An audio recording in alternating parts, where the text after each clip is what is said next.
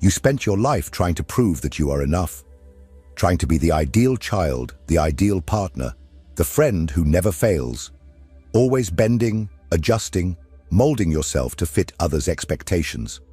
And what did you get in return? Momentary approval, yes, but never genuine respect. Because those who live to please will inevitably be seen as someone who can be manipulated. This is the trap of external validation, one of the most cruel and invisible aspects of the human psyche.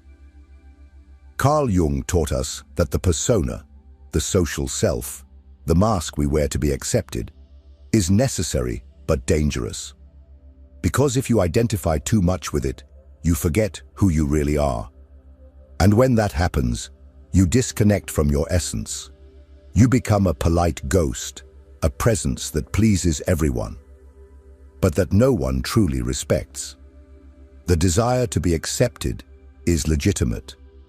It is part of human nature.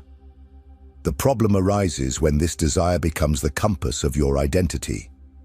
When you start measuring your worth by others' reactions.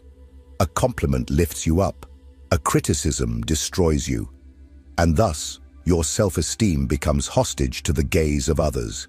You strive to be useful, necessary, indispensable, because deep down, you believe you will only be respected if you are absolutely flawless. But the truth is brutal.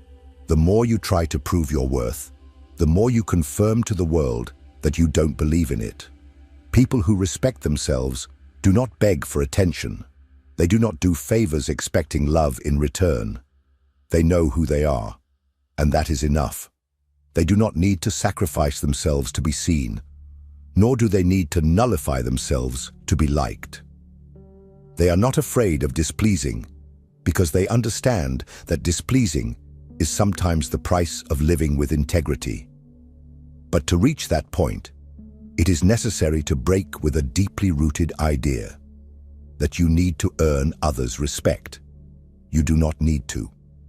What you need indeed is to rebuild the respect you lost for yourself, perhaps years ago, perhaps always. Only then does the gaze of others cease to be a threat and becomes just a reflection.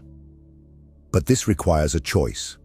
And this choice almost always begins with an act that seems simple, but is frightening for those trapped in the cycle of approval. Saying no.